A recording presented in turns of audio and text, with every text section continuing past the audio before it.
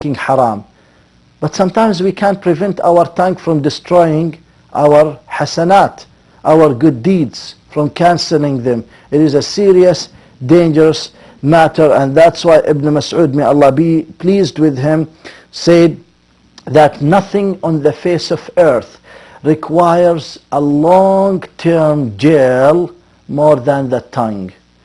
فما في الأرض شيء أحوج من طول سجن من اللسان. This Ibn Mas'ud, may Allah be pleased with him, said that nothing on the face of earth requires a long-term jail more than the tongue. Now take a look, my brothers, my sisters, at hadith Rasulullah sallallahu alaihi wasallam that's narrated, Rawahu Ahmad. He said to Abi Dharr al-Ghafari, may Allah be pleased with him, عليك بطول الصمت فإنه مطردة للشيطان وعون لك على أمر دينك. Closest to the meaning, Rasulullah sallallahu alaihi wasallam, the engineer of happiness. Speaking of Rasulullah sallallahu alaihi wasallam, my brothers, my sisters, Rasulullah sallallahu alaihi wasallam could solve the problem of this whole world while he's sitting down having a cup of milk. Rasulullah sallallahu alaihi wasallam in his grave, the teaching and the guidance of Rasulullah sallallahu alaihi wasallam is available there for whoever wants to link to the happiness and the guidance of Islam. Told Abi Dharr al-Ghafari, get a grip of long silence, means keep quiet for a long time.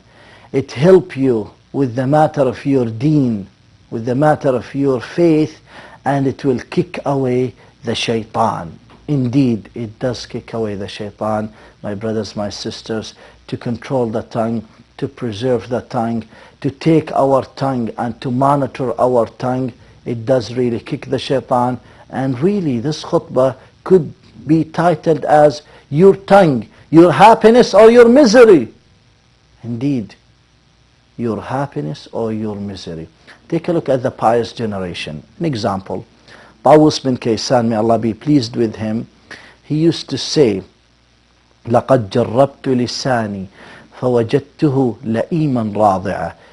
This is a pious imam. He used to say, I have tried my tongue and I found him rigid, has no mercy. Another one, Abdullah bin Zakaria. He said, إِن ذَكَرْتُمُ اللَّهَ أَعَنَّاكُمْ وَإِن ذَكَرْتُمُ النَّاسَ تَرَكْنَاكُمْ. Closest to the meaning, he said, if you mention Allah, I will sit down and I will help you. And if you are mentioning people and gossiping about people, I will leave you. Another big winner, which is, we mentioned Abdullah bin Zakaria ibn Abbas. What did he say? He said, قُلْ خَيْرًا تَسْلَمْ واسكت عن شر تغنم بلغني أن العبد يوم القيامة ليس هو أحمق على شيء من على لسانه.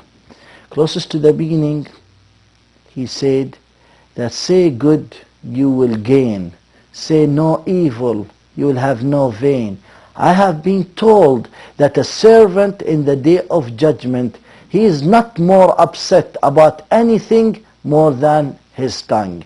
That means my sister and my brothers, a male or a female, he will not be more upset about anything more than being upset at his tongue. Wal-'iyadhu billah. Ibn Wahb has an interesting story. May Allah be pleased with him. He made a commitment, a penalty, self-penalty, that if his tongue get loose, he will fast one day. If he gossip, he will fast one day as a penalty. But he got tired. He quit that particular penalty. He said, if I gossip one day, I will pay 1 dirham, suppose $1. If my tongue gets loose, I will fast. But he couldn't handle the fasting anymore. So he said, I will pay 1 dirham. That's supposed to be, let's say, $1. But he loved the dirham so much that he left gossiping.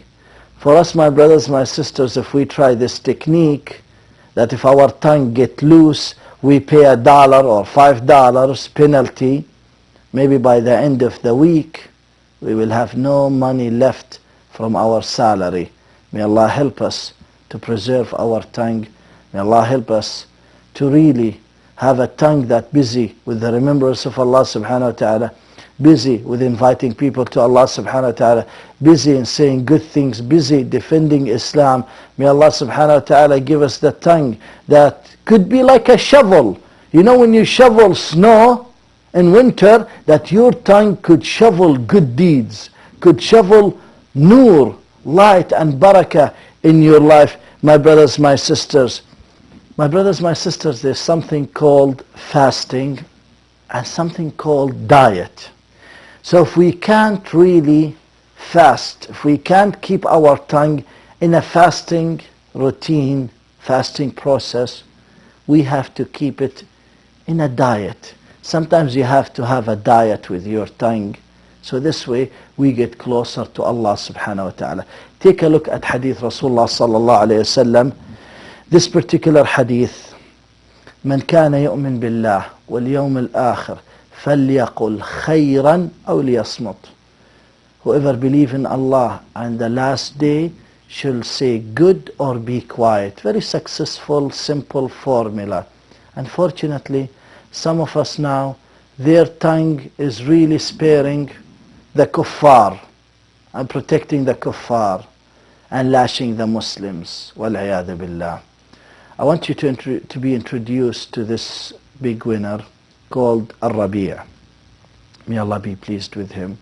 الربيع لم تسمع منه كلمة واحدة تعاب. 20 سنة, the closest people to him, they don't hear one bad word from him. They asked him, ألا تذم الناس? Don't you criticize people, الربيع? He said, والله ما أنا على نفسي براض فأذم الناس إن الناس خافوا الله على ذنوب الناس وأمنوه على ذنوب أنفسهم. Closest to the meaning, الربيع is telling us and giving us a big bonus, big advice. When they asked him, the closest people to him, they said, we never heard one bad word from him for 20 years. Don't you criticize people? Don't you ill speak of people? He said, Wallahi, I am not satisfied about myself to criticize people. People feared Allah about the sins of people, about the sins of others, and they thought they are secure with Allah about their own sins.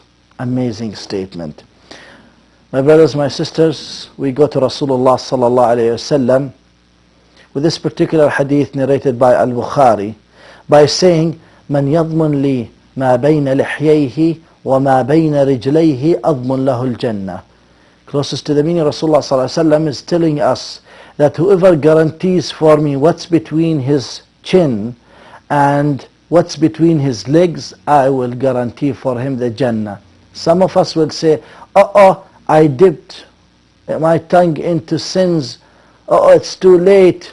No, it's not too late. Go to Rasulullah sallallahu alaihi wasallam who said, التائب من الذنب كمن لا ذنب له. Whoever repent from a sin as if he, and that means she, never committed it.